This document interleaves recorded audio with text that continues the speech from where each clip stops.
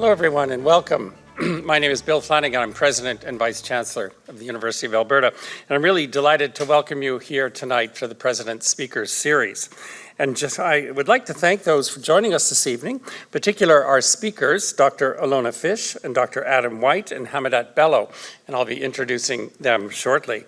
And I also understand our new chair of the board, Brad Ferguson, is with us here today. Brad, I just wanted to say hello and welcome to you. And also, before we go any further, I just want to take a moment to acknowledge that the University of Alberta is located on Treaty 6 territory and respects the histories, languages, cultures of First Nations, Métis, Inuit, and all First Peoples of Canada, whose presence continues to enrich our vibrant community. Now, the President's Speaker Series is an opportunity to hear from some of the remarkable people at the University of Alberta, people whose research and ideas have made a difference here in Alberta, Canada, and around the world. And our talented faculty and researchers come from a wide range of backgrounds and disciplines. They bring unique perspectives and they share something important in common, a commitment to creating positive change. And I'm lucky. I get to work with some of the most talented researchers in the world. And the President's Speaker Series is an opportunity for all of us, myself included, to learn more about some of the game-changing research happening at the University of Alberta. And tonight we're in for a great conversation about artificial intelligence and its place in higher education. And artificial intelligence is rapidly transforming the world around us. It is changing how we work, how we communicate, how we create knowledge, and increasingly how we learn. And few technologies in recent history have generated as much excitement, opportunity, debate, and dare I say trepidation in such a short period of time. And for universities, artificial intelligence presents both remarkable possibilities and some very important questions. How do we prepare students for a future in which AI is embedded in nearly every profession and every career? How do we ensure that these technologies are developed and used responsibly? How do we preserve the values that define higher education, critical thinking, creativity, academic integrity, and human curiosity, while embracing powerful new tools that can enhance teaching, research, and discovery? These are not questions that can be answered by any one institution, sector, or discipline alone. They require collaboration across the academy, government, industry, and society. And they require thoughtful leadership. And they require a willingness to engage with both the opportunities and the challenges that AI presents. And at the University of Alberta, we have long been regarded as a global leader in artificial intelligence, research, and innovation. And the groundbreaking work of our researchers has helped shape the field itself. Just 2 weeks ago, we announced a landmark $30 million investment from the Alberta Machine Intelligence Institute, AMI, which has enabled the university to recruit 25 new AI researchers, including 4 researchers who were retained through this funding from around the world. And this funding represents a major expansion of AI expertise and promises to cement both the university's and Alberta's reputation as global leaders in AI innovation and next-generation education. And with this expansion, we have an opportunity and a responsibility to help shape the integration of AI into higher education in ways that are ethical, inclusive, and beneficial to all in society. This is why conversations like tonight are so important. They allow us to move beyond headlines and speculation and engage in meaningful dialogue about the future we want to build together.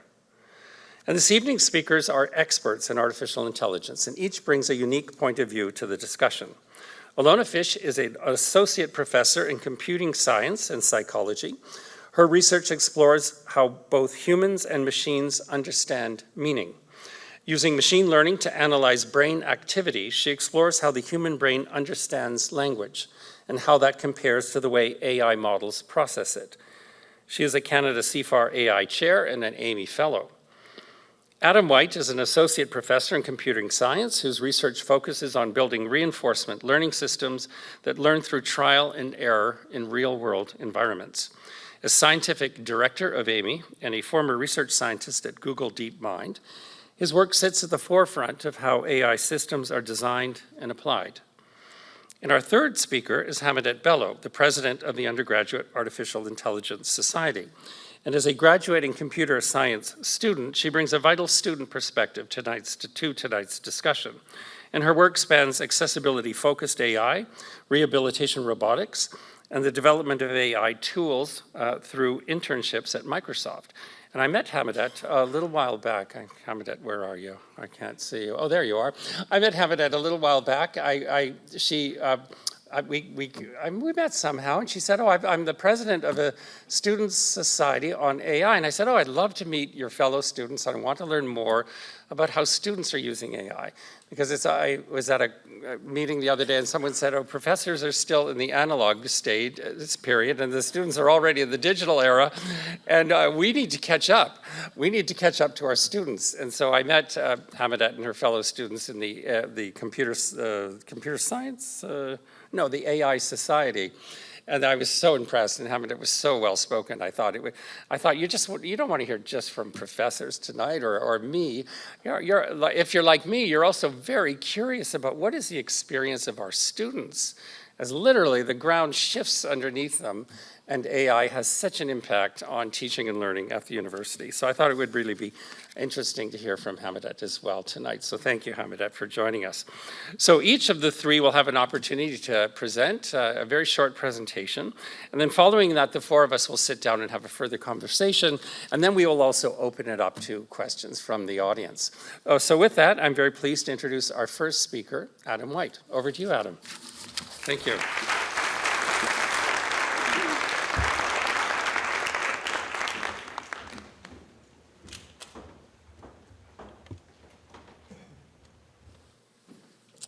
Promise there's a clicker up here, and there is one, yay. All right, so I'm not gonna speak for long, but I do wanna help kind of set the stage for tonight. And one of the stage setting things is just to brag a little bit about the University of Alberta, brag a little bit about AI, because we're really bad at it, and like people in marketing tell us we're terrible at it, and people at Amy tell us we're doing a bad job. So I try to do a little better job of that. So I like to start off with this kind of fact sheet.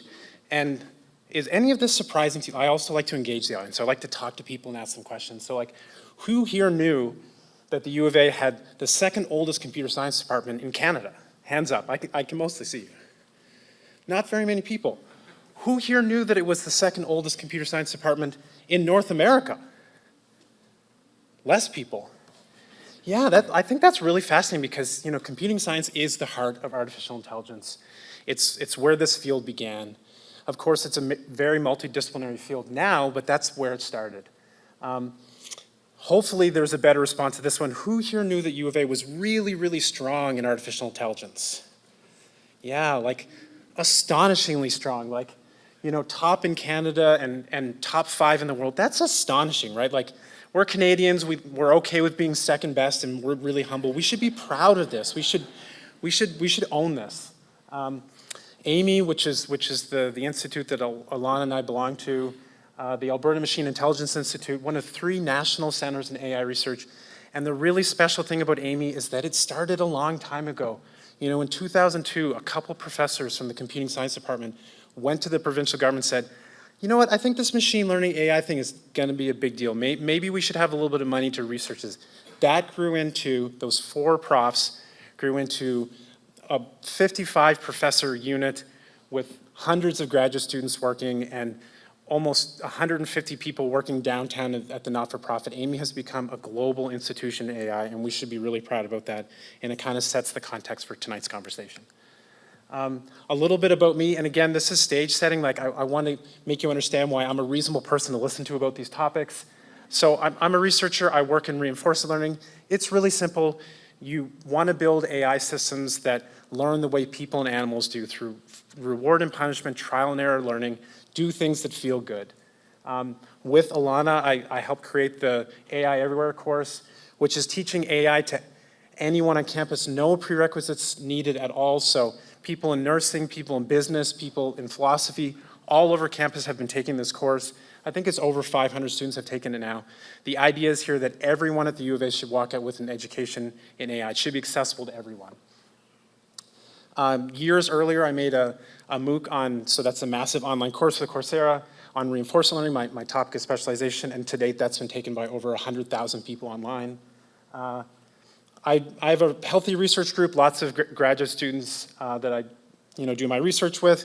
I'm the scientific director of AMI, Canada CFIR Chair. Those things were mentioned by Bill already. I've also started a company with my partner, Martha White, on bringing reinforcement learning into industrial control. We actually have AI systems running in the province, running in water treatment plants, running in the Gold Bar sewage treatment plant in Edmonton 24/7, making those processes more efficient and reducing chemical usage, reducing wastewater, everything happening right here in Edmonton. So I want to start off by just a simple statement by saying AI is inevitable. And I was kind of tempted to put a picture of Thanos, but I thought that was too gloomy in the wrong direction, finger snaps, all that kind of stuff. But in a lot of ways, it is inevitable because this is a scientific challenge about understanding how our brains work, how minds work. And I do see that as inevitably we will come to understand those things, and then we will be able to replicate those things and go beyond human intelligence. I think that's an inevitability. The timescale on that is a much harder question, but I think the long run, that's very, very clear. But the thing that gets lost in all the news cycles every day is so many collaborative, human-centric applications of AI. And again, this is more stage setting because there's so much worry. I also want to point out the good things that are happening all the time. I'll do one piece of my work and one piece of my colleagues' work, and this is just a high-level overview. So this is my work at RO-Core. This is a very exciting application. It's water treatment. Water comes into the water treatment plant. It goes into a tank. You mix the tank and you put chemicals in the tank to make solids come together so they can be easily filtered out of the water. Water treatment can be very, very simple. The question is, how much chemicals do you add in that process? Hands up, who here wants more chemicals in their water? Nobody, right? So you want to reduce the amount of chemicals. This also helps operators focus on other things. This is a very safe and transparent application of AI. Just look at the top graph there. You have that green line that kind of changes less often. It's kind of flat for a while and then goes up and then flat for a while. You see the line I'm talking about. That's what the operators do when they set the amount of chemical dosing in the morning. The AI is then running, watching it, and then all the rest of the day, the AI adjusts how much chemicals used, a little bit more, a little bit less than the operators. But the operators are the ones that set the reference point in the morning, and the operators also control the ranges of how much chemicals we can use. So one, the operators perfectly understand how this process works, and two, it's safe. It's very guardrailed, right? They can't get into a bad place. And with this very simple system, we can reduce chemical usage by 13% by just having an AI system monitor what the operators do and then just try a little bit more, a little bit less, be more responsive. Because guess what? The operators can't change the amount of chemical goes into the system every 15 minutes, but our AI can. Another example from Patrick Pilarski's work at the University of Alberta. This is an amazing application. Basically, you have people with missing limbs. That's obviously a really big problem, and we want to use adaptive prosthetics to make their lives better. The real big issue is the number of signals that are coming out of the person's arm is different than the number of signals that go into the system, as in you can control many degrees of freedom in a robotic arm, but the way you have to control is maybe you just get some muscle twitches by sensors on people's biceps and their remaining limb. And so there's a really hard problem there of how do you map those muscle twitches to control a limb to improve someone's life. Again, this is a collaborative AI. This is an AI system working with a person to make their life better. Yes, there's lots of chatbots. Yes, there's all these other things, but these are also things that are happening every day, and they're important, and we should think about them. I just wanted to think about this question, and I kind of present it as a yin and yang kind of thing, where the first statement is the negative thing, and the second statement is the positive thing. So, yeah, students are using AI to cheat, but guess what? Students in computer science have been getting code from the internet for the last 20 years, so the cheating part is not very specifically interesting, and nor is them avoiding lecture, because guess what? Some of us professors are a little boring sometimes. But it's also an amazing tool that can be used for self-directed studies. Students can check their assignments before they even submit them. There's all kinds of ways that AI can be used to basically give students a personal tutor, because whether it's me or I'm going to point to Nelson in the crowd because he's maybe the best teacher on campus right now, even some students can't learn perfectly from Nelson, and maybe an AI could help them learn even better, and that's a real possibility. In terms of the context of research, researchers are submitting bad, broken, AI-generated papers. They're doing peer review where they never even look at the scientific paper that AI is generating the reviews. Eventually, are we just going to have AIs writing papers reviewed by AIs and then the conference is just, that seems like not very fun or interesting. But on the other hand, I use it every day to find obscure related work that's very, very related to the thing I'm working on and can, cause breakthroughs in my research that wasn't easy to find previously, even with Google Scholar. And it can help me understand new ideas because papers aren't always as clear as we want. So there's good and bad in both of them in terms of both teaching and research.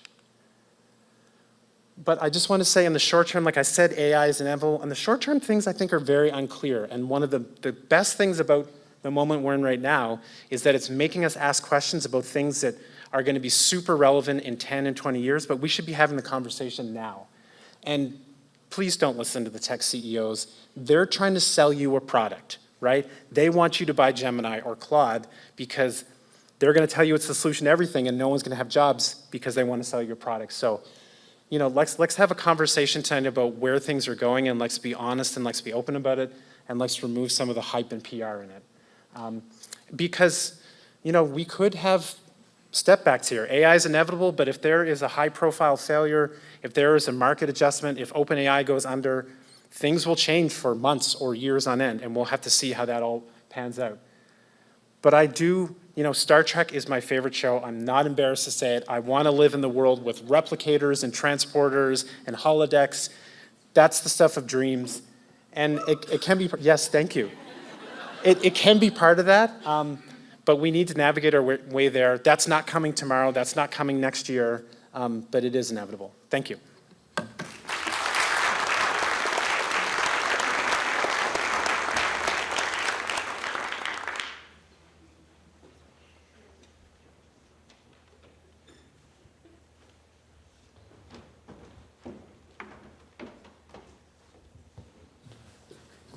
Hi, I'm Alona Fyshe.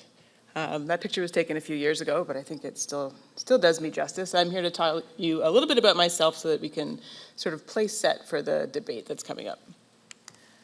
I've gone through a lifetime of people mispronouncing my name, so I've made for you this handy diagram that I bet you will never forget. My name is pronounced Alona Fyshe. My first name's Alona, and my last name's Fyshe. I'm an associate professor here at the University of Alberta, and I actually have a joint position in computing science and psychology. Sometimes people are surprised by that. Why computer science and psychology? Those seem like totally different things to work on. But actually, both those fields came together to found the field of artificial intelligence. Artificial intelligence actually started as the idea that if we could build intelligence, we would understand intelligence. If we want to understand intelligence, we need to build it from scratch. If we could get a computer to be intelligent, we would understand intelligence.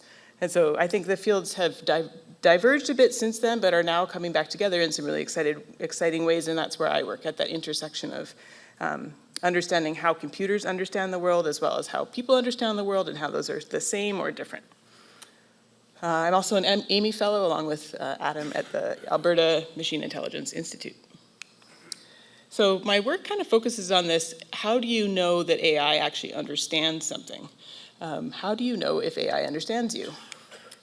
And so I work on this in two sort of separate themes. One of them is trying to figure out what AI understands by running very careful experiments. Very careful experiments where we know exactly what can be learned by the AI and showing that it is actually learning that and showing when it learns particular things. Is there an order to the way that it learns? Does it learn one fact before another? And is that important? And those kind of experiments are really important because they tell us about how AI is progressing forward and we can compare it to humans. The other part of my research is about comparing AI to brain images, which Bill touched on briefly. And that takes more than just a sentence to explain. I actually have some pictures to show you. So what can brains tell us about AI? So here are 3 brain images taken while people read 3 different words. This is typically what we do in my lab, is that we'll have people come into the lab, we'll have them read some text while we take brain images during that reading process. So here somebody was just reading single words, and we captured those brain images while they were reading the single words. And so the 3 words of interest tonight are apartment, house, and celery. And so you can see just by looking at these brain images that the brain image for apartment and the brain image for house are more similar to each other than they are to celery. And that makes sense, right? Houses and apartments are things you go into, places you live. There'd probably be furniture inside, a kitchen, a front door, so on and so forth. And so they have a lot in common. And so it makes sense that when you read those two words, your brain is thinking a lot of the same things. But when you read the word celery, that's completely different. Like, you don't go into celery. Celery goes into you. It's food that you eat. Maybe you like it, maybe you don't, but it's a completely different set of things that your brain thinks about when you think about celery. And we can see that in the brain images that come up while people read. And so the flip side of that is, what does AI do when it reads? So similarly, when AI reads these three words, it will create three different patterns inside of it. So we can take something that's kind of like a brain image of an AI, we can look inside at how its different neurons are firing and record that. So look at it reading the word apartment, house, and celery, and record what its insides are doing for each one of those, and kind of treat it as a brain image. And then compare the two and say, in an AI, is house more similar to apartment than it is to celery? And if so, then that tells us something about the way that the AI understands those words. And it tells us that it's similar to the way that we understand words. So this is powerful in a number of ways. It allows us to trace information flow through the brain. And it also allows us to ask questions about how people might understand language differently. One of the projects in my lab is looking at autistic people and how they might interpret text differently, especially describing social situations. And then I thought I would share from you, professors do research, and we love to talk about that, but we also do teach. And so I thought I would tell you a story about when I was a professor, actually at the University of Victoria before I came here. And it's a story about formula sheets. I taught a class, Introduction to AI, and in that class, we had an exam, and there's a lot of formulas in this class. It turns out that AI is actually mostly math. It's like a dirty little secret that it's not magic, it's all math.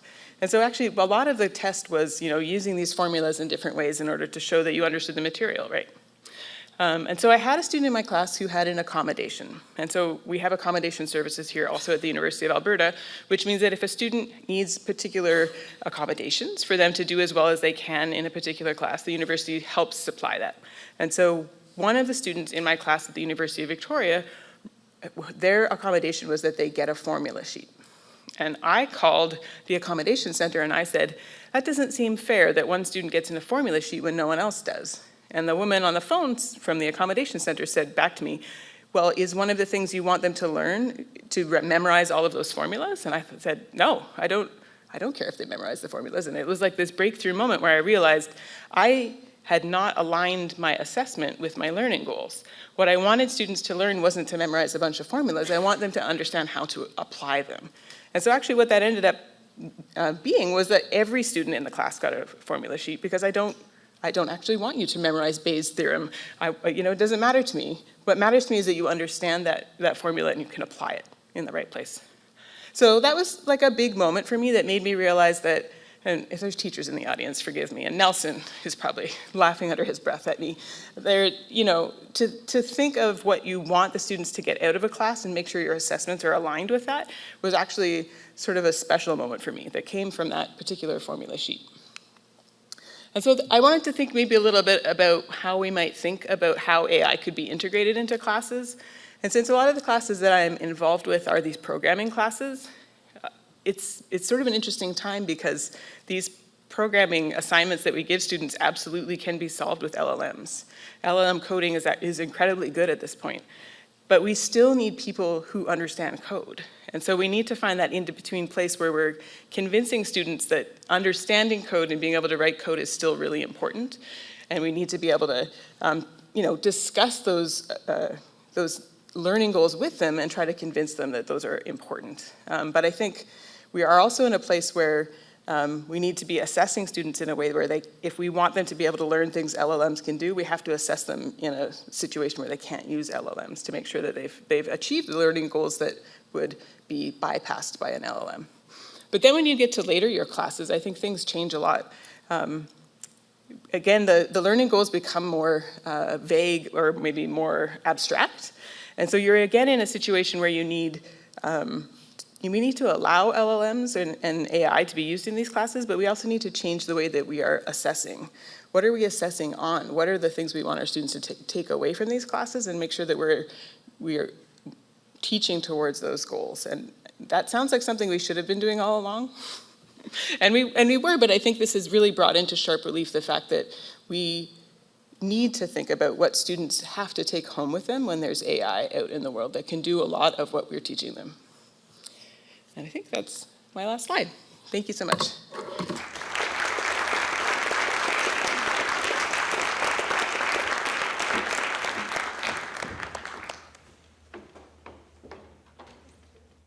I think this is the clicker. Hello, everyone. Good evening. Thank you all for joining. Thank you, President Flanagan, for saying I was well-spoken. If I sound like a robot, this never happened. Everyone just forget it. But yeah, I'm Hamidat. I'm incredibly grateful to have been the president of the Undergraduate AI Society, and I'm a computer science specialization student. Who am I? A graduating CS student, but there's a bit more nuance to that. I actually started my degree here in neuroscience. Incredibly fascinated with the workings of the brain, and through the many student groups and student events here, I became fascinated with neurotechnology, and I transferred to computer science because I truly believe in the potential for artificial intelligence to make a positive impact on people's lives, specifically through assistive technologies, software, and simply just adding supports for people. Software is everywhere, and we really should, take the time to look at the positive things we can build. If you make a tool, a beautiful thing about software is if I make a tool today, I can send it to anyone, anywhere in the world. And that's something that's beautiful about technology. And that's why I'm a computer science student. A bit more about me, though. I'm a nerd. More specifically, I'm a president of Undergraduate Society, but I've had the chance to be a 3-time researcher in the University of Alberta. I've been in the rehabilitation robotics lab working on assistive devices for wheelchair users, writing machine learning algorithms for that. I've been in the Fort lab working on algorithms for neural networks and missing data in them. I've more recently been in the educational technologies lab where I worked on creating algorithms to improve search times in digital dictionaries for American Sign Language users. So I'm incredibly passionate about those positive outcomes, and I think we should highlight that. And the beautiful thing about the University of Alberta, if you are passionate about AI or anything, you can simply pester your professors. They will let you do research with them. And so I've had the chance to do that. Lastly, I'm an incoming software engineer in Microsoft in their core AI organization, where I've had the chance to do two internships in their cloud and AI organizations, working on AI agents and chatbots that go directly to customers. So a lot of AI themes here, but we're focusing on how AI can improve people's lives. Now, let's zoom in a bit on the Undergraduate AI Society. UIS, because it's a long acronym, but I'm just showing photos because I know no one wants to read a lot of words, but it's this amazing student groups of hundreds of students on campus who are incredibly passionate about artificial intelligence. Over this school year, we've hosted more than 20 events, fun events, well, they're all fun, but workshops, hackathons, projects. We had 6 project teams of students working in their spare time outside of classes building AI technologies. We've had professors come in and guest lectures. We've had Richard Sutton come in and guest lectures. We've had people from the Alberta government come in and guest lecture. And all these students show up to these things, not because school isn't busy, not because they have all the free time in the world, but because they care. A beautiful thing that we must remember is that students care about these things. Sometimes we talk about policy and we think that students just show up and they're just being dragged to be here, but a lot of us really care. And that's why it's so incredible and exciting to have the student perspective, because these are just some photos, some of them a bit funny, but of students who show up in their free time and really work towards building this artificial intelligence landscape at the University of Alberta. And this is the next generation of leaders in artificial intelligence in so many different faculties. We're not all CS computer science people. There's students from all faculties, and that's really exciting. One thing I have learned, though, from the UIS is that students don't only want access. We want to know why. We want to know how.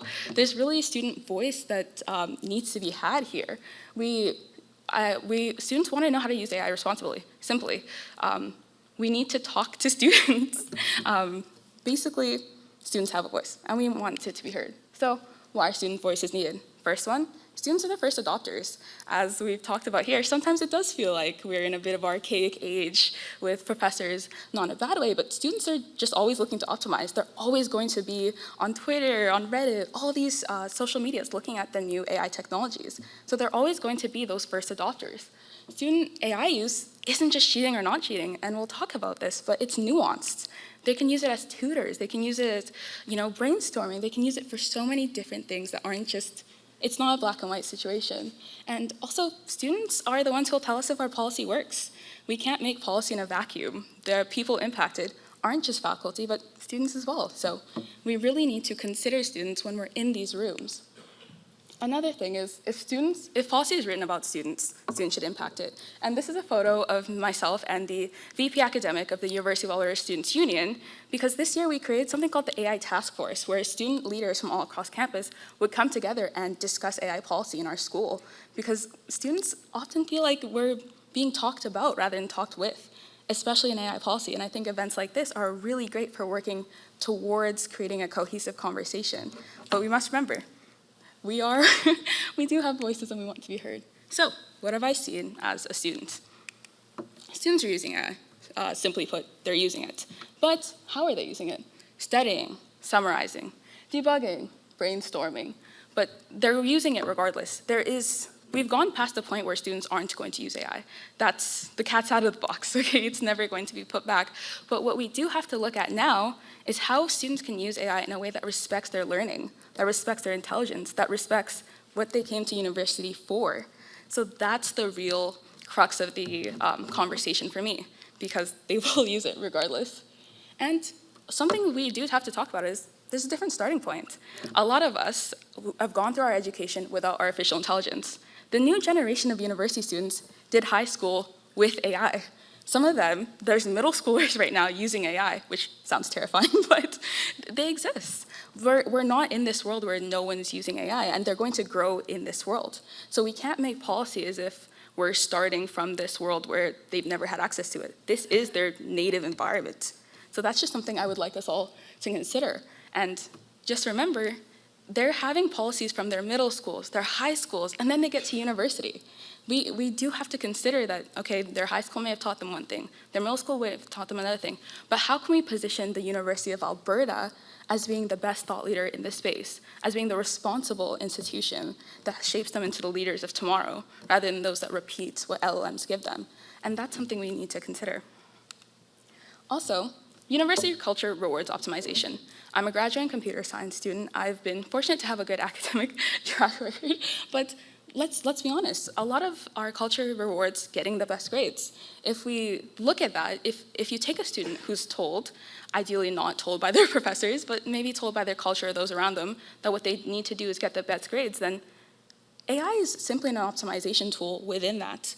Whether you agree with that or not, just put yourself in those shoes. They're going to see it as something that facilitates them towards using AI. So what we have to do is remind them of, okay, is your goal the grade or is it to learn? Is your goal the grade or is it to grow? So we have to look at optimization culture versus learning culture. And I think Dr. Alona talked about this, but we do have to look at what we're actually going for. What are we optimizing for? So what is the goal, in my humble opinion as a student?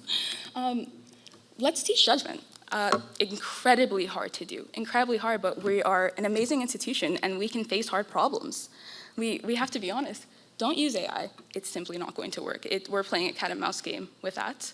If we say use AI responsibly, what does that mean?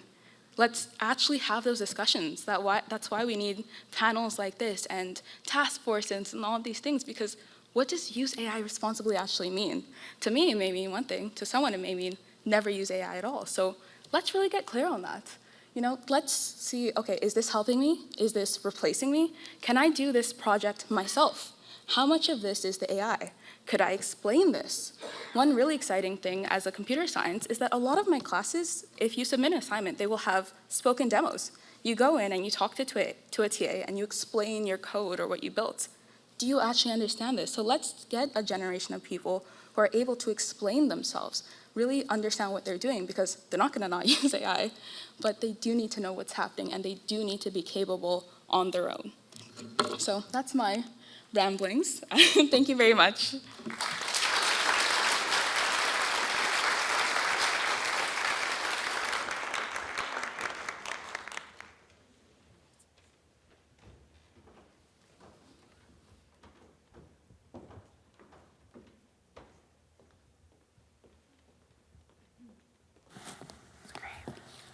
Great, well, thank you. That was That was fascinating, and I have all kinds of questions for you. But I want to start with you, Hamidat. When we were chatting, I was so impressed that how students are using AI, but not only just to generate content, but using it as a learning tool. And I think this is perhaps the frontier we really need to grapple with at universities, is because AI is brilliant at generating content. You can zip up an essay, you can do all this stuff, but you're not learning when you're doing that. But it can also be a powerful learning tool. And you gave me some great examples of how you and your colleagues in class were using it as a learning tool. Could you give me some of those examples? Yeah, so Yeah. I won't say any specific names of tools because no one's sponsoring this. But there's a lot of AI tools where you can give your notes and they will use large language models in a closed environment, so no external sources, and you can make quizzes off your notes. You can Yes. ask questions about your notes, right? Yes. Practice exams. That's another thing. A lot of students that I've seen will take, if a professor only gives them a single practice exam, they'll take their notes and say, hey, can you make multiple practice exams in this exact format from these notes based on what my professor gave me in lecture slides and this singular practice exam they gave me. And that's a very closed environment. Additionally, these students can control how challenging these practice exams are, or, okay, cite where in the notes you got this question from, or cite this topic. So there are ways students are using this. And another way, students need help a lot of the times. And I'm not sure if anyone remembers exam season, but sometimes it's 2 a.m., you haven't slept, and you're studying for an exam. Unfortunately, a TA is not going to be up to answer you. So you may ask a large language model, hey, based on these lecture notes or based on this, okay, can you answer this, cite your sources? And ideally what the student would do is take the answer, but also check the sources. Go to the source material stuff and learn more. But AI can be very useful in that kind of knowledge accumulation process of studying and reviewing for exams. So it's very useful in those scenarios. So are we doing enough to help our students figure out how AI could be useful as a learning tool? Because again, I feel like our students are ahead of us. That we're learning this from our students, but we should be doing more. So I'm curious to get your assessment of how well we're doing and what more we could do to make sure that AI becomes a powerful learning tool, not just a tool for generating content. Yeah, I would say that as a whole, the culture around AI is very much the public hidden secret Yes. in a lot of courses. I will say in computer science, in my faculty, we do tend to be a bit ahead of the curve on that. I would hope so.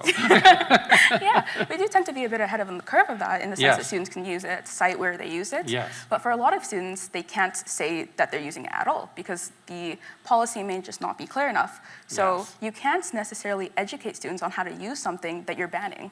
And Yes. they're going to use it anyways. So Yes. they're very much finding from social media, okay, I can use this, or what their Yes. friends are doing. Yes. And it would be healthier if we, got all on board on kind of a shared university policy on, okay, this is okay, here's how we do this. Just educating students, because right now they're getting education from scattered sources, and you Yes. can't moderate that. Yes. So that, yeah, I think we could do better. You see now why I was so impressed with Hamidat when I met her. It's very thoughtful. There is a lot more that we need to do. And so one of the things that I'll be announcing next week is I'm setting up what I'm grandly calling a President's Task Force on the AI-enabled university. But I want to convene more of these conversations within the university and learn more from our students who are doing such remarkable things. Because I was chatting with our Dean of Graduate Studies the other day, and I'll be interested to hear your thoughts on this. Apparently, we require our graduate students to indicate whether or not in their thesis they've used AI.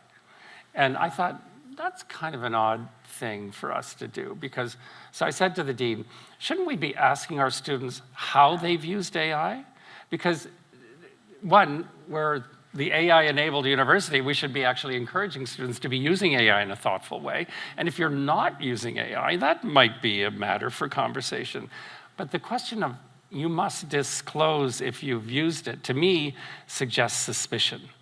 And this is exactly your point as well, is that there's still this culture of skepticism and suspicion around this. And I think that's even reflected in this policy in our graduate. So I said to the dean of the graduate program, maybe we ought to change that. But I'm curious to hear the thoughts from our academic colleagues. Alona.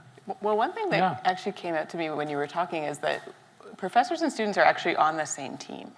What we want is for students Yes. to leave the university with the skills they need to have successful careers. And so maybe thinking more about that we are working together Yes. in order to achieve the same goals.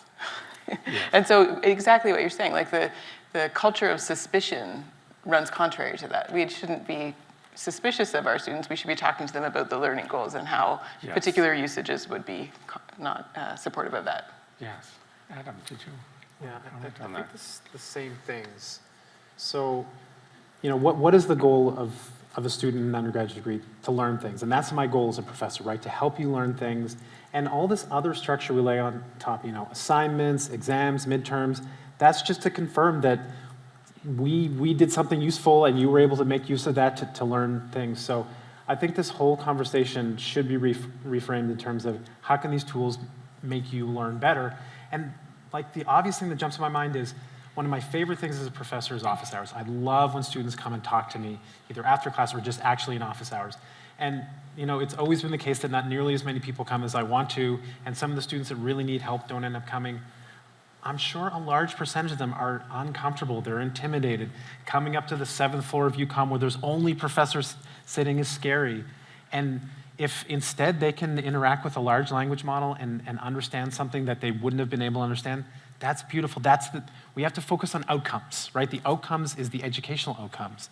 And just this comment about suspicion, I think it runs all the way through. Like even in our conferences, you have to say how you used AI when you wrote your paper. You have to say that you used AI to do your review. There is this suspicion, and suspicion, it's a negative connotation, and we're still not thinking about it as a tool yet because people are a little bit insecure, I think, about their own utility in these processes rather than thinking about how can I make use of these to make things better.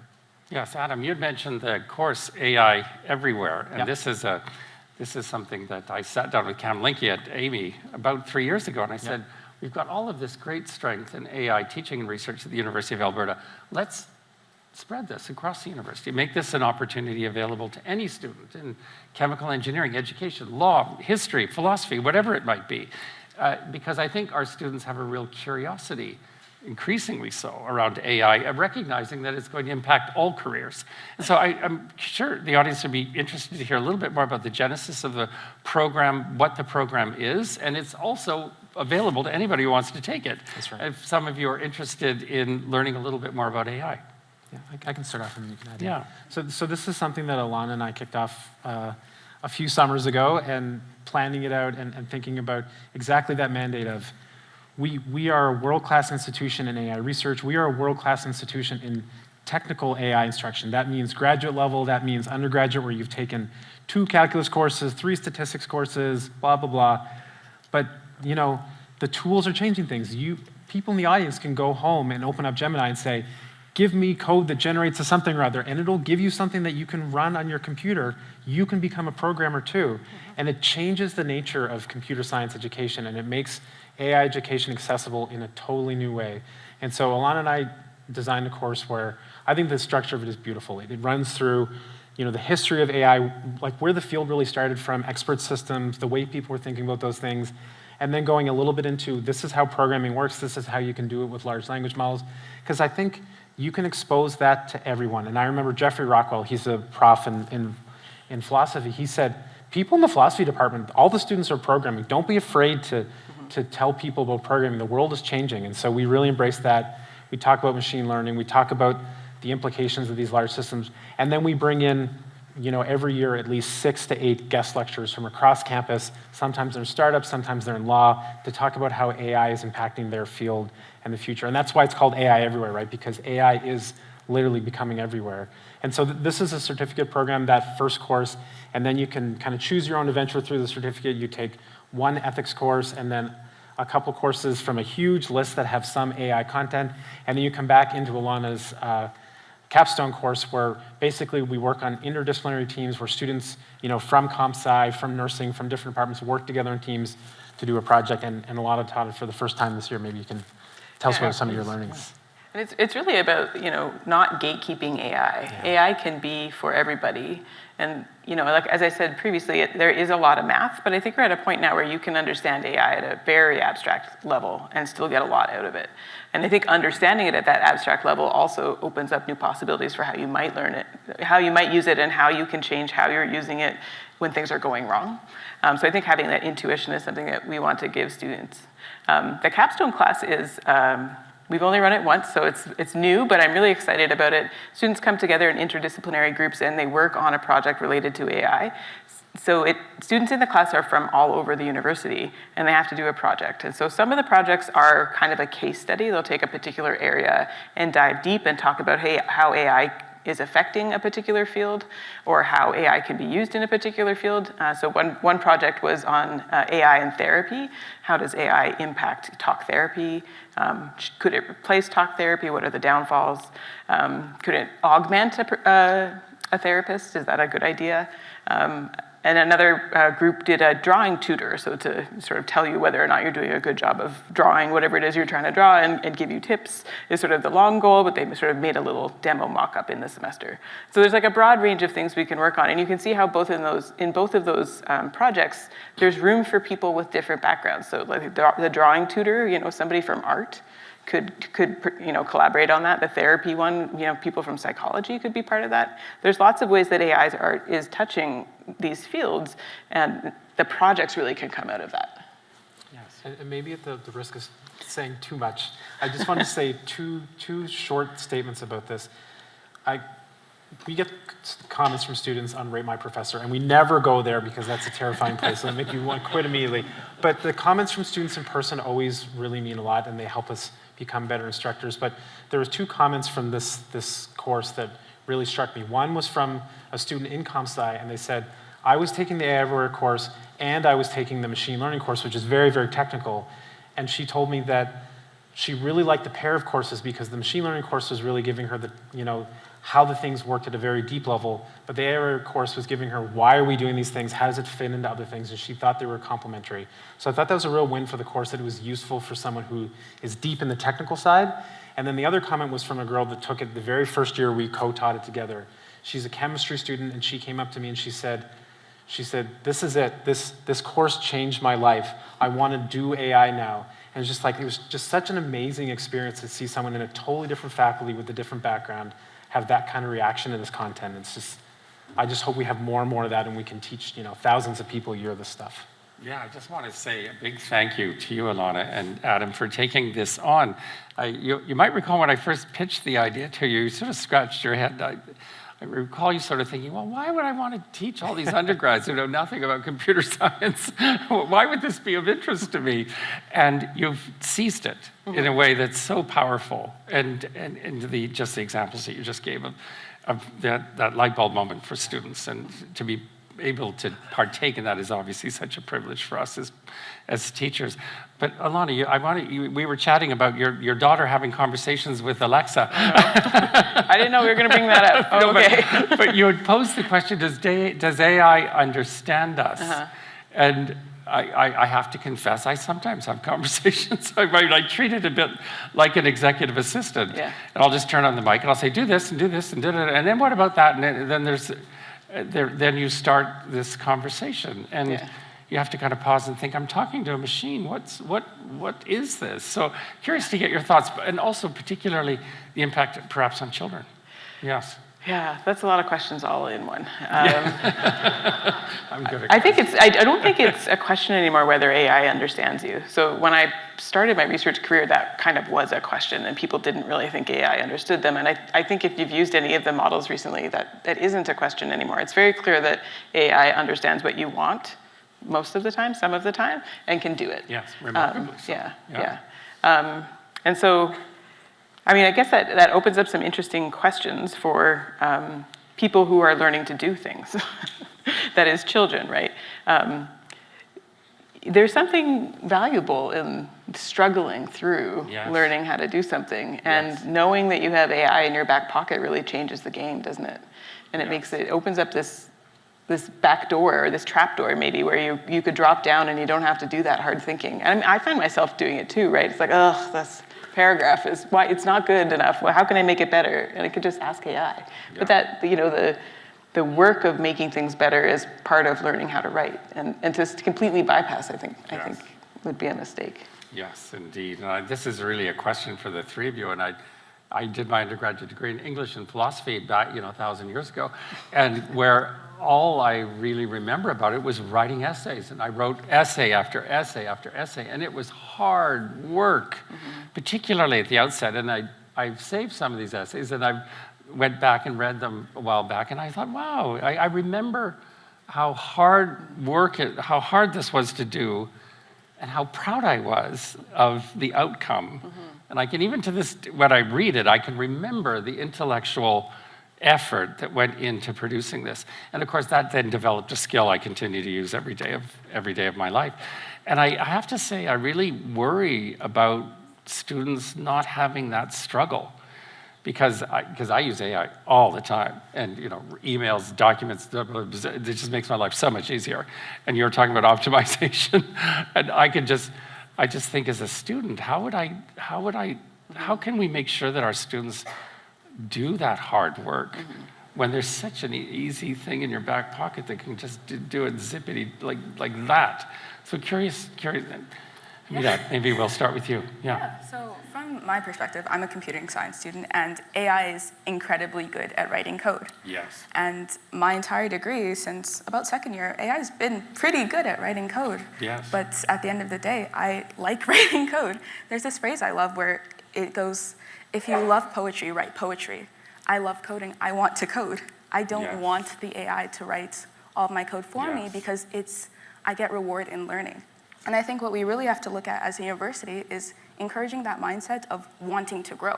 Yes. If your only goal is the end result of an essay, then you're not going to want to write the essay. But if your goal is to grow and develop your skills as a person and reflecting on yourself, then you'll write the essay yourself. And I think it's about knowing when to have that personal attachment and reflection to the things you're doing. And the university is largely responsible for shaping that in students, right? For me, programming is something I will do in my free time. I will watch the tutorials and write the code because I want to learn how to do this very specific skill, right? So I think it's about the mindset, because if rules can't create a mindset is created through experiences, struggling, discussions with going to your professors.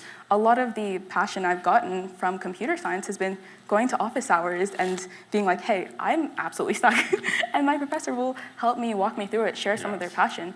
AI can't teach that. It's not going to have that emotional experience with you as you go through a thing, right? So it's really a discussion of mindset rather than rules and optimization if we're talking about getting students to want to go through that learning struggle.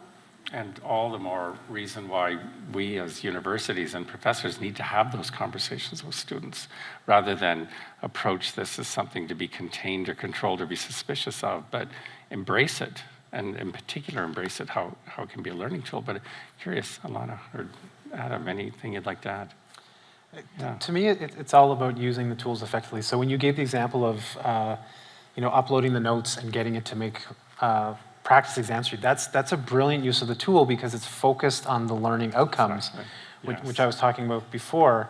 And I think if you ask any professor in this room, they're all using models to understand papers, because we need to read a lot of papers throughout the year, and a lot of papers are written pretty poorly.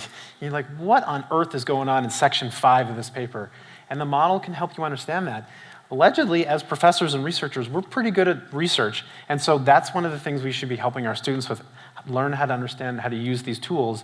The big thing I worry about, though, is, and I think the people who are teachers in the room have seen this before, you have a student, they come to your office hours, they say, I got 30% on the midterm, but I understand everything in this course, and then they kind of rattle off some things to you, and then you ask them about specific questions, and then you very quickly reveal that they understood things at a very, very high surface level. They didn't actually get down to the details of how things work, and that's the joy of a 4-year degree, that you take courses that build on each other so that you can really get to the bottom of how something works. And my big worry about not effective use of these tools is people convincing themselves that they understand something, but it's just that surface level understanding. So that's where I think we really want to work with our students and help them, because there's going to be a lot of misaligned expectations and frustrated students who are like, Gemini and I talked about it, and I knew how thermodynamics works. What's going on? Yeah, what's your problem? Alona, anything you wanted to add? Yeah, I mean, I guess part of what was coming up for me was the idea that it's this battle between professors and students, and that we are like coming in and we have to make sure that they're not using AI, but it really should be a conversation and a collaboration to help students use the AI in the way that suits them best. But I think it's also easy to forget that we on stage here are, if I might say, exceptional learners. Like, you don't become a professor or get a job at Microsoft fresh out of your undergrad without loving to learn. And not everybody is in that place when they get to the university. Yes. And so we have to consider not just the top of the class when we're trying to figure out how to work AI into the classes, but also, the mid, and help those people at the bottom and pull them up. If the curiosity isn't there when they walk in the door, what are we going to do? Yes. Yeah. Yes. Adam, I've got a question for you about machine learning. Okay. And because some in the audience might be wondering, well, what is machine learning and how does it relate to large language models? And because of course Rich Sutton will tell me that large language models are not learning, they're not actually intelligence. Yeah. They're not learning, they're merely mimicking human behavior.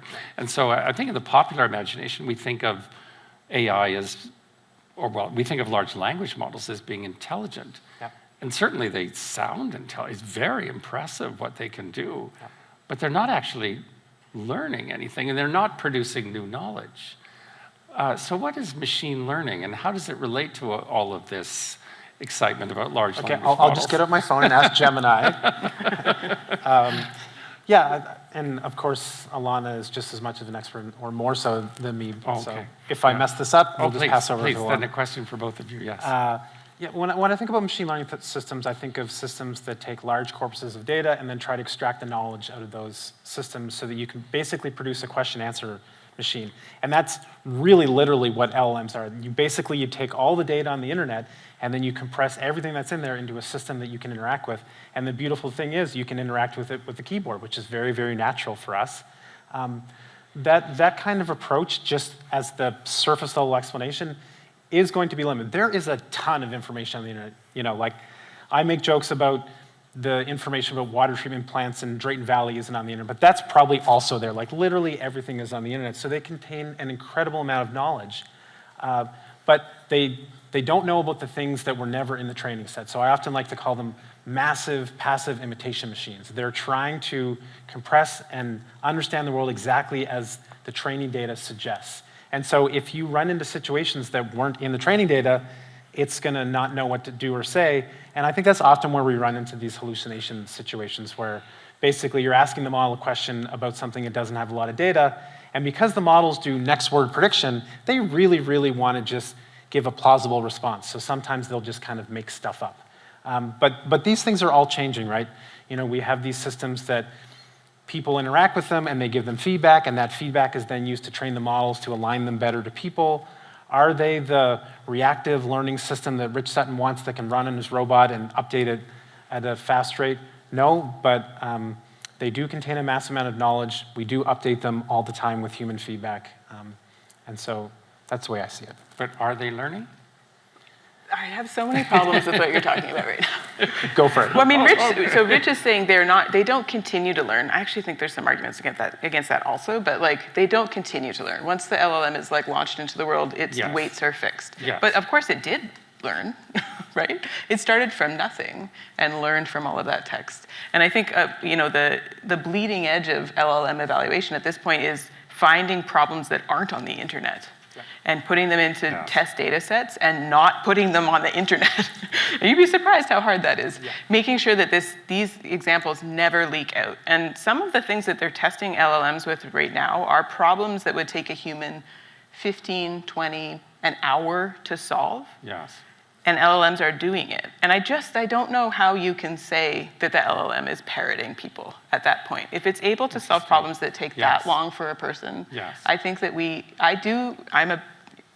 I do think we have found something more than just a parrot. Is it producing new knowledge?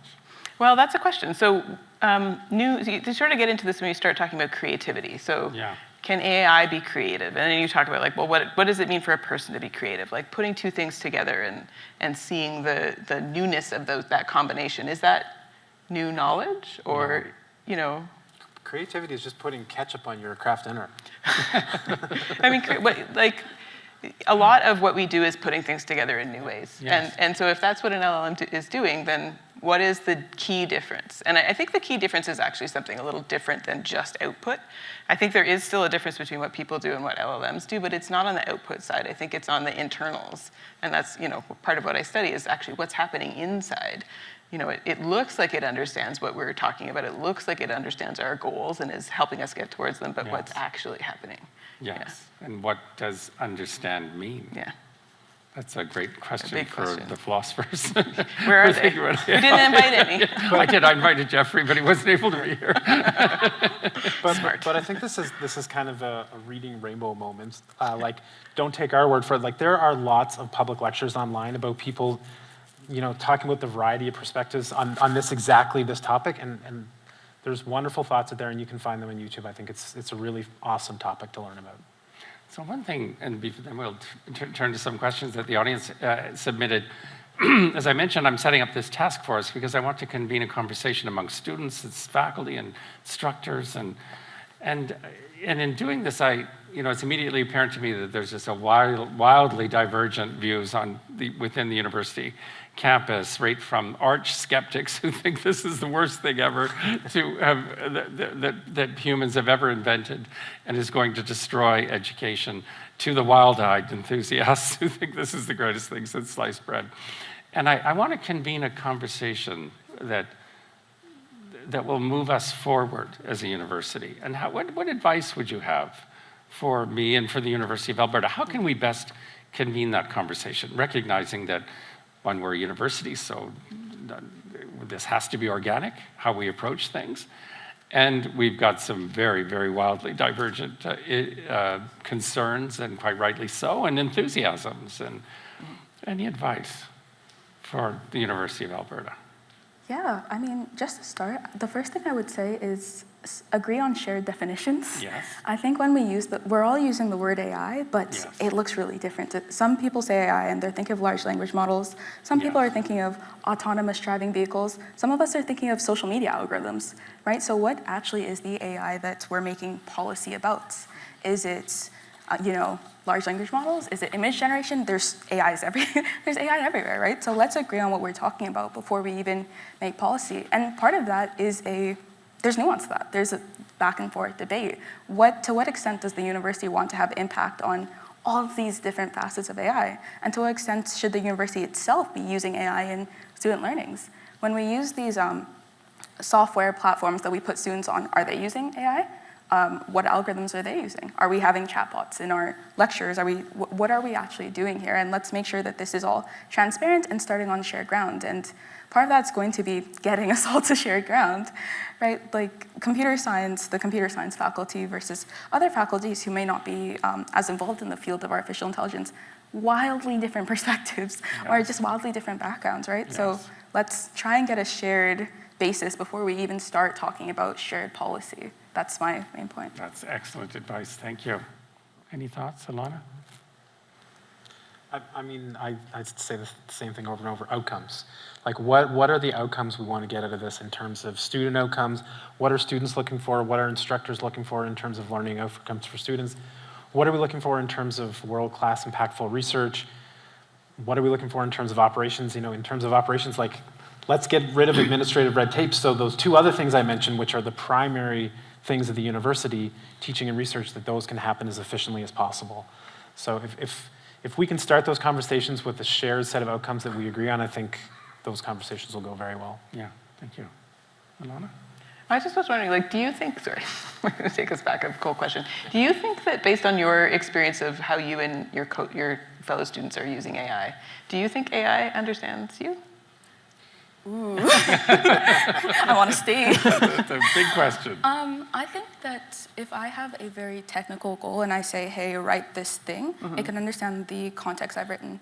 Understand me as a person? No. Oh, yeah. Because as a human, even if I say something to you, you're interpreting with all the context of your life and what you know about me. I can give AI a context about me, but that's going to fit into a character limit, and it won't have its own life and thought. So I understand that it has a technical understanding of the words I've said, but as humans, communication isn't just text. It's not just the things we see necessarily on a face of a computer algorithm, right? There's so much to it that AI cannot effectively process. So I think when students are using artificial intelligence, we have to remind them that, hey, while this technically understands what you've said, it does not know you as a human being, which goes into philosophy of all that. But yeah, and the cultural dynamics of where you are and who you are. So, yeah, that's a really great point. And as humans, we have consciousness. But we really need Jeffrey now. We really do need Jeffrey. And so this is what I was saying earlier, when we say AI understands us, it almost suggests that it is conscious.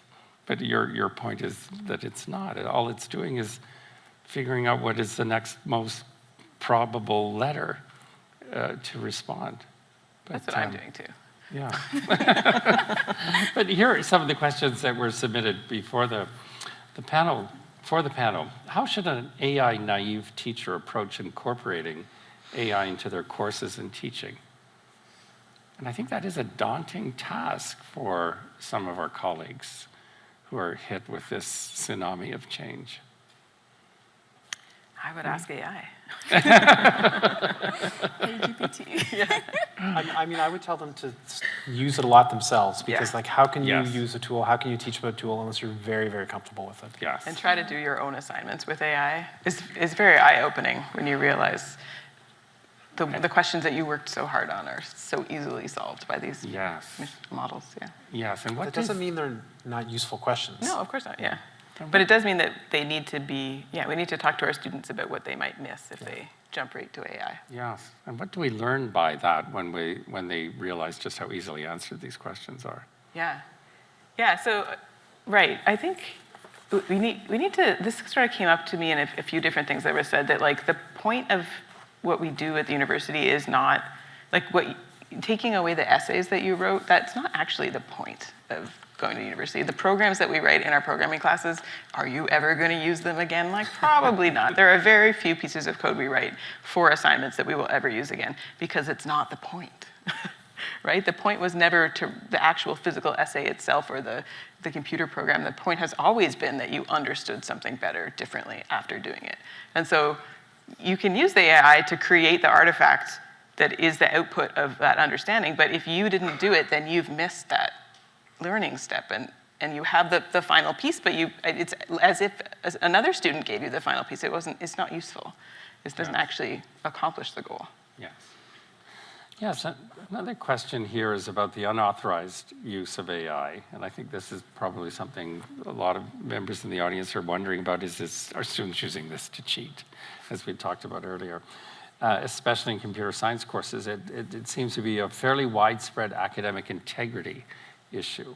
And students might start using AI for minor assistance, like asking a few questions, but gradually turn into relying on large language models to do most or all of the assignment, especially when it's 2 a.m. in the morning. You mentioned that you've got to get it done, and we were all students, and I'm sure the temptation is overwhelming. So what does a university do? How do we address this?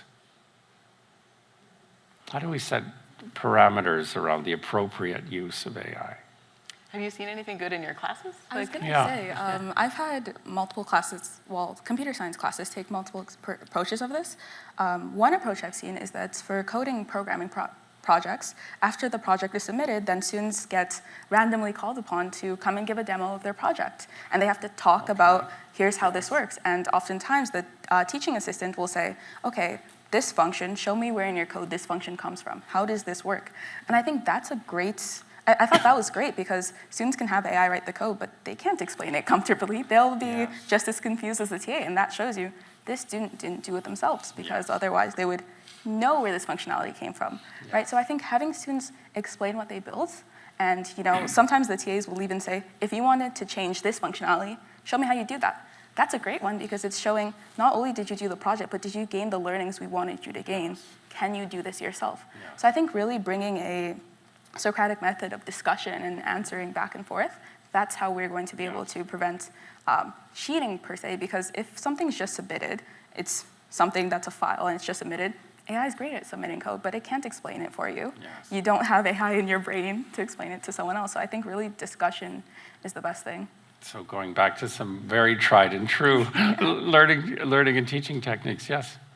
Yeah, I mean, you run into problems in big classes, and big classes are one of the ways the university reaches people are our big intro classes, and then we run into problems with the TAs talking to the students about how do you scale that? Maybe you scale it with AI. Maybe the AI is asking them about. I know some profs are doing a strategy where the students have assignments as usual. The assignments are not worth nearly as much in the final grade as they were before, but then there's frequent quizzes, and those quizzes are basically designed, if you did the assignment, this quiz should be very, very easy for you. You'll get a really good grade on this quiz. Like, there's no studying for the quiz. Or the assignment is studying. Effectively, yeah. And so I think that can work really well. That can obviously solve the scaling issue. And sometimes TA interviews aren't the best anyway. This is a little bit revealing how the sausage is made, but every prof has had the experience of like, oh no, the TA said what to the students? And also, I mean, some students aren't, that can be very nerve-wracking. Yeah. Right? That's a very effectively difficult. an oral exam. Yeah, an oral exam is not something we've been through very often, and it can be very hard for some students. Talking about the accommodation center that we have, I can imagine that some students might go to the accommodation center and say that sort of interaction is incredibly stressful and they need an accommodation that's different. And, maybe thinking of another way from the beginning is smart. And, go ahead. Oh, sorry. No, just to add on, I find that that's something I've seen in a lot of my classes as well, where the final exam is really easy if you did the assignments. Yeah. Right. So I think final exams, they're closed environments, they're done in the Butterdome. We have all of this staff. Really focusing on final exams as a good test of knowledge is a good one as well. I mean, the challenge with final exams is that it doesn't work for all learners. Some people literally panic. Like, I'm guessing you're good at exams, but that's not all learners. Yeah. And we have to go back to the fundamental question of why are some students cheating? The Butterdome, there's 10 feet between the desks. I've caught students cheating in the Butterdome because they're desperate, right? And why are they desperate? They're desperate because maybe they weren't ready to take this course. Maybe they're not actually in the right degree program.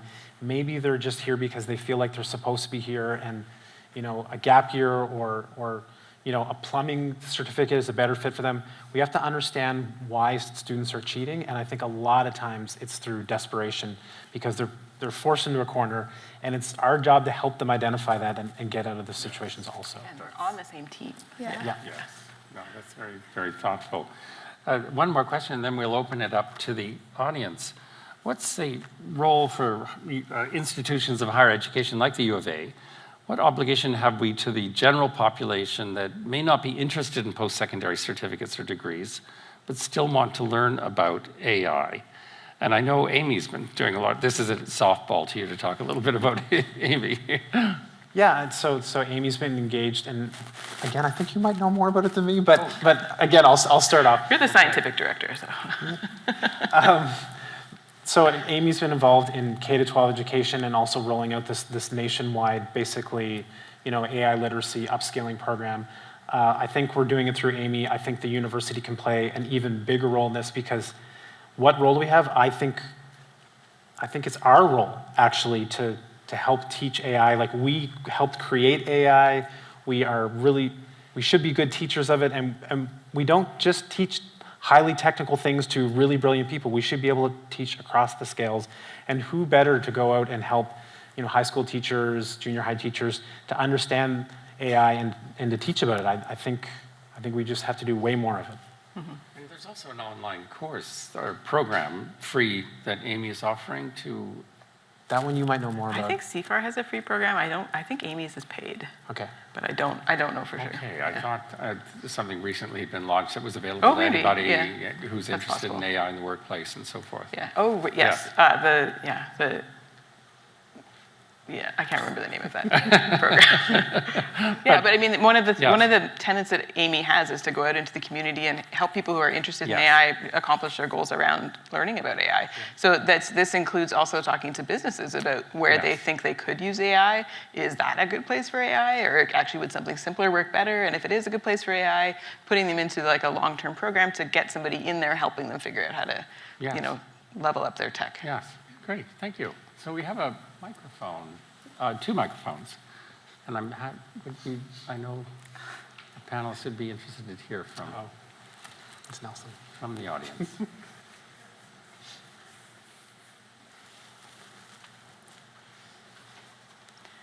If you could introduce yourself. Oh, it's Nelson. Yep. This is the Nelson we were talking about. This is the best teacher on campus, everyone. Let's give him a round of applause.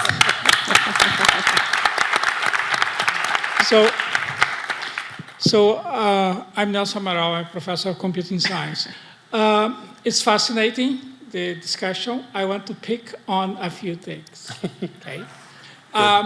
First of all, I think one thing that we cannot lose track of is the role of the university in education that has not changed and will not gonna change, and can be summarized in 2 words: structure and accountability. This is what we provide no matter the times. In the 1900s, we could learn to be a chemist without going to university. We can learn anything today without going to the university. What we provide to young people is structure and accountability. So I wanted to go back to some comments from Alona and Hamidat about learning objectives. I love your example in your talk, Alona. I think this is a great moment of challenge to all university professors. What are your learning goals? And how you line up your learning goals with assessment in the time where all these tools are available.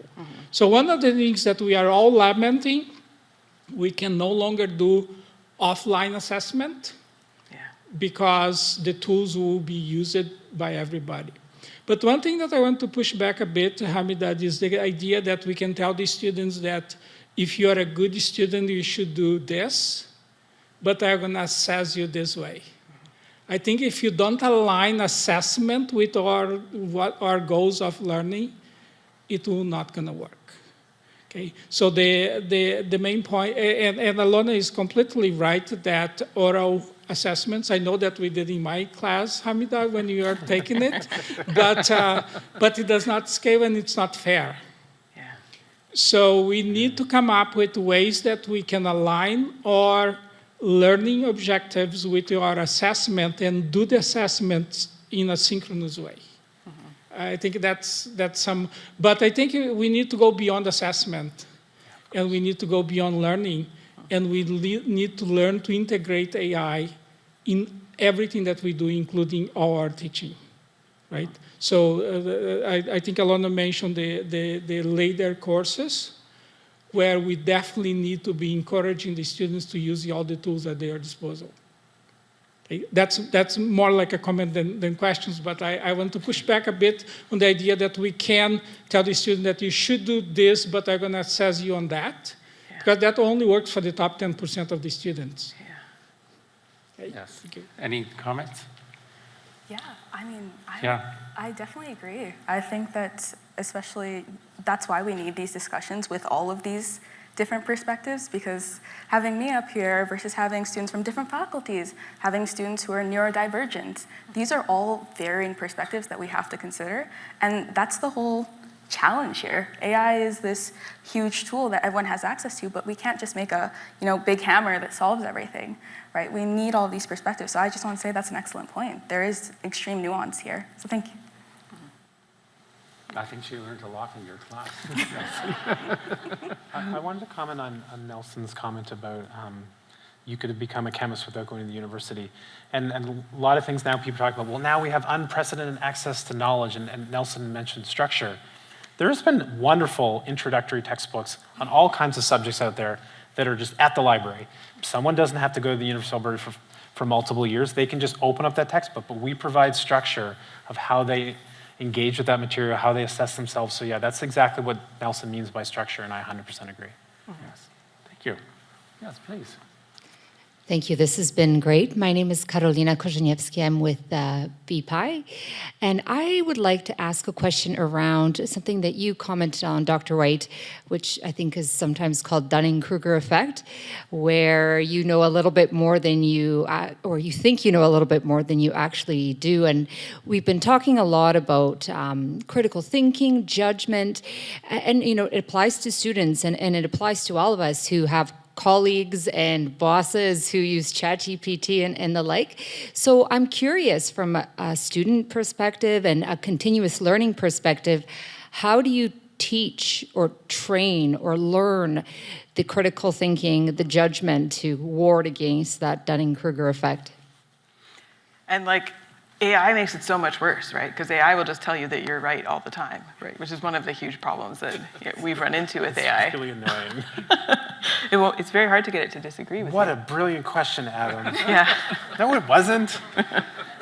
Yeah, I kind of think about the answer to this as similar to the way I think about teaching people how to do research. Because obviously research is just all about learning. That's what researchers do all day. They just pay us to do it. I always try to get people to be skeptical because I think people are not skeptical by nature, and learning is about being skeptical and saying, really, is that really the explanation? Is that really how this works? Is there another way to think about this? Are there better sources for this? And when I try to use these models, I'm extremely skeptical. One, because I know how they work and I know some of their limitations, but two, because that's the best way to get to an answer about something. And I think that's part of it. That's not the whole answer to this question, but I do think it's a fundamental part of learning is to be skeptical and demand more. Any other questions? Yes, please.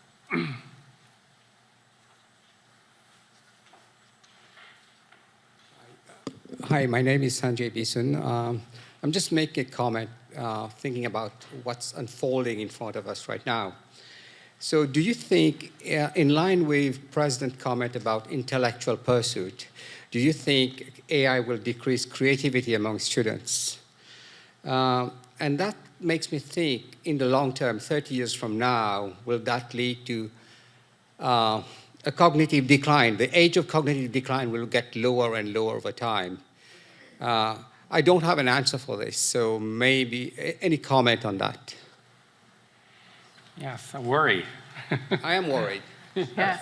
And I think it's a worry that, Jill Kowalchuk is the Amy staff member who put together the K through 12 curriculum. And it's one of the things she's most worried about is sort of just giving up when things are hard because AI can do it, you know, that sticking with things and that grit that, you know, that book was written about grit, you know, that's important and making sure that students don't lose that. And also, I mean, as adults also, if you get to the point where your AI always is correct, at some point you might also stop thinking critically about the answers. And so keeping that critical eye, and I think it's also part of learning, being critical about your own understanding of something and asking yourself follow-up questions like, how do I know if I understand this? Like, well, if I turn it around this way, do I still understand it? What would happen if I did this? And or if this was different?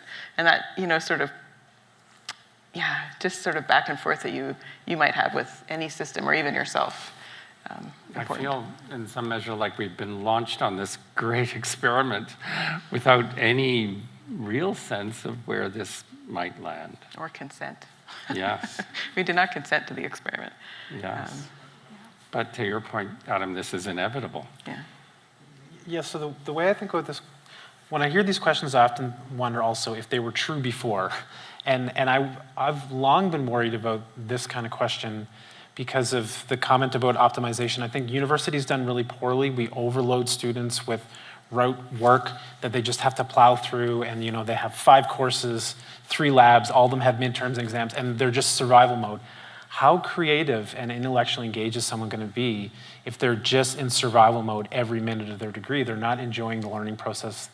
And so I've always worried about that when I feel like universities have gone too far that way. So this is not a new challenge in my eyes, and it's something I'm already worried about even in the more classical system. Yeah, thank you. Please, a question. I hear a lot of enthusiasm about AI everywhere, and it can solve every problem. And skepticism I have for it is all of these technological wonders throughout all of history have just marched us to basically the destruction of the planet. And I think AI will be a really effective tool for destroying things and killing people. I think, yeah, the climate impact is unescapable, unavoidable. It's something we need to think about every time we train one of these models. It uses power, of course. It also uses water. And it not only uses the water, but heats the water. And so, then releasing heated water back into the environment, it's not without cost. And I think that's a good point to bring up. So I agree with the fear, I agree with the skepticism, because saying that those things aren't real is just insulting. And the classic answer that people are giving right now, which I think will be very unsatisfactory to you, is, okay, if we just build superintelligence, then it will solve the climate crisis, then it will solve world hunger. That is literally what people are selling you. And I think the real fear is, well, what if we destroy the Earth trying to get there? What if when AI is made, it's locked down to an elite few and it makes their lives better? I think these are all real fears, and that's why I said in my opening thing, this conversation is starting now, and I don't think it's too late to have this conversation, but it would have been too late in 10 or 20 years from now. Yes. We can still make positive influence on these things. Yeah, and it reminds me, I read recently of weapons that may be developed in Ukraine that are autonomous weapons that are just going out there and deciding itself to kill people. Like, this is all very worrying. I think a question here, yes?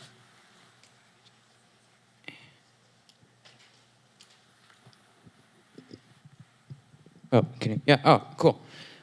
Yeah, hi everybody. I'm Arush. I am a third-year computing science student.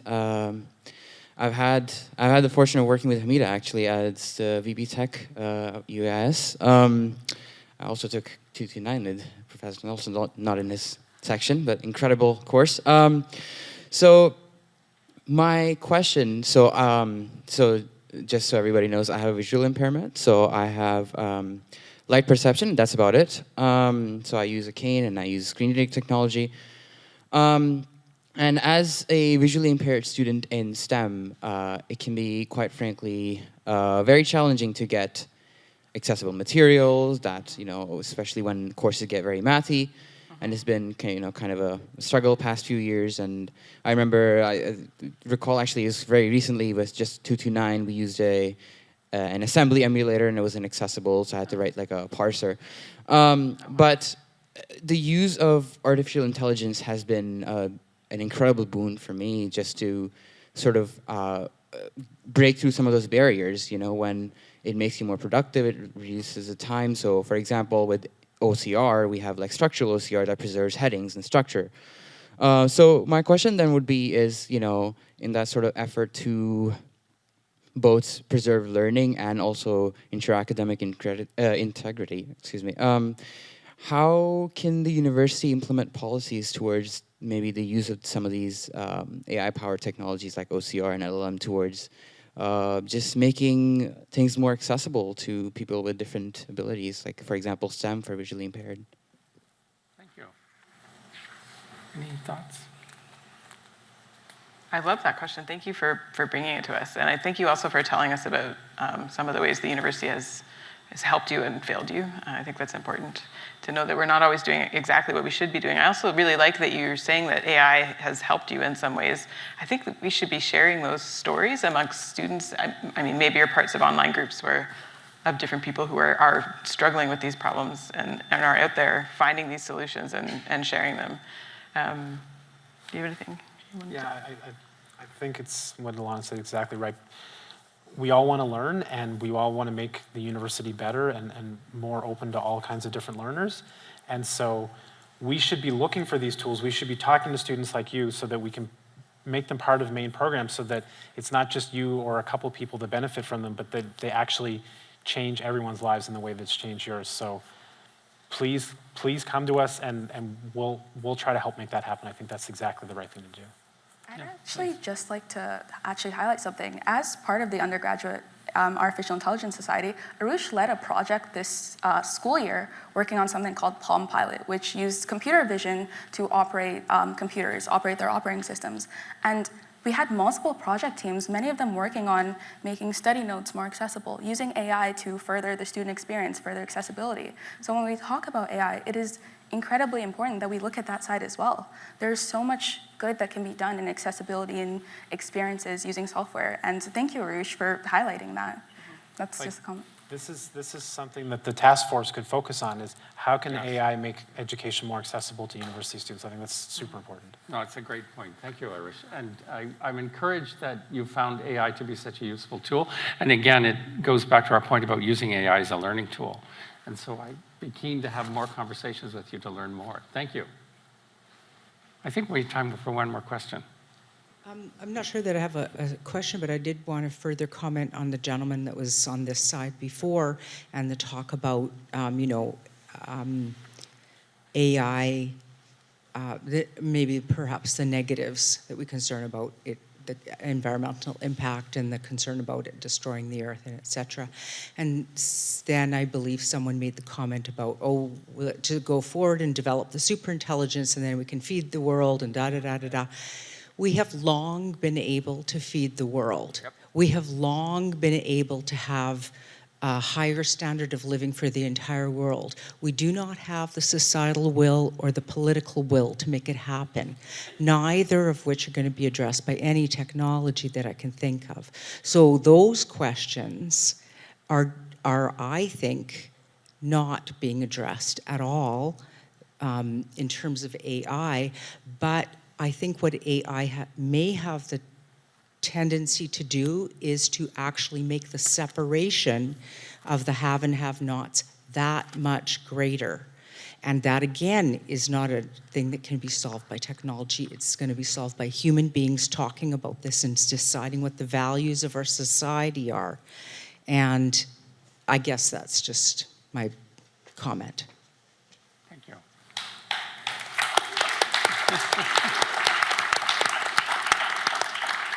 Please. Thank you so much. I wish to ask a question like, hello everyone. My name is Tianyu Zhou. I'm a postdoc in mechanical engineering department. I also did my PhD in U of A. In case of the AI related to education, I just wish to ask, will there be any tips to overcome the challenge of the AI for the keep the value of the education? For example, like when I did my study, like undergrad and PhD, I do a lot of thinking and also use a lot of mathematics to think about it. And when I get when long time ago, when people without the AI getting a degree, at least their education keeps some value. For example, for they are experts in their field. But with the emergence of AI, like AI make the education efficiency, improve the education efficiency, but the challenging is like the AI also maybe keep the education itself lose some value. For example, if you get some degree, but with the application of AI, it's make some new graduate very hard to find a job or enter a field, especially for the new graduates. So my question is like, are there any tips while applying AI in education, but still, for example, make your degree worthwhile or not beaten by the emerging AI technology? Thank you. Yes, another worry. Any thoughts? Yeah, I spoke to actually one of the students from my capstone class was having trouble finding a job at the end of his degree. And we sat down and talked about how we have to stop waiting for someone else to say yes. Like, AI is a tool that is available to you. You should be using, you can use it right now to make the demo, to show to the CTO, to show them that you understand the problems that a particular company is trying to solve and you have the tools, the skills to solve them. And you need to be out there working your network. I think that the job market has absolutely changed, and I want to also acknowledge the fact that there are fewer entry-level jobs. So this isn't a magic bullet, but I think that AI is a problem for getting entry-level jobs, but it's also part of the solution for jumping over that, making sure that it's clear that you know how to use these tools and you understand the sort of problems that are facing particular companies, and you can quickly, put together a demo and tailor it to a particular company is what I mean, part of what I hope students can come away from our degree with. That's a good plug for AI everywhere. Yes, question. My name is Fez. I'm a first-year major in computing science. So I actually had a question, which was, over the past few decades, we've seen knowledge or learning become more and more democratized, more accessible, more self-directed through online platforms, through even YouTube. And now with the advent of AI, even more so, the trend is even more accelerated. And more individuals are resorting to pathways that are non-traditional. So, and this question was, Mr. Nelson made a wonderful point on this, that university steps into this picture holding you accountable, and that structure is the real value of university. But with that, is the focus of university going to shift towards judgment and teaching you how to utilize or how to acquire knowledge than just knowledge delivery? And how is university, or how are the universities in the future going to navigate this? I mean, I hope universities have always been about how to acquire, like a good, certainly we don't always do a perfect job at this, but one of the things we try to teach students is how to teach yourself. So in computing science, we teach you your first programming language, and after that, you teach yourself the other ones, right? Because you understand the fundamentals and you're able to apply it beyond, Python or whatever your first language was, assembly, another example. And so figuring out how to enable students and help them see also that they can teach themselves. I'm not magical. I am, but not all the time. I'm not the only magic. You can also be magical at home and teach it. And I think, that realization that actually you can teach yourself is mind-blowing, right? Opens everything up. There is no gatekeeper for knowledge. You can figure it out yourself. It's part of what I hope students get out of university. Yeah, just to add on that, I think that everyone who's kind of gone through the university process before AI and even during the time of AI, at the end of your degree, you won't remember everything you learned in your first year classes, right? You're never going to remember every single detail, but I would hope that the goal is to give you the skill of critical thinking and judgment, regardless of AI or not AI. So just to second that, I think that's always been the goal, and I think it's the university's new task to figure out how to do that in the age of AI, to provide that structure and accountability.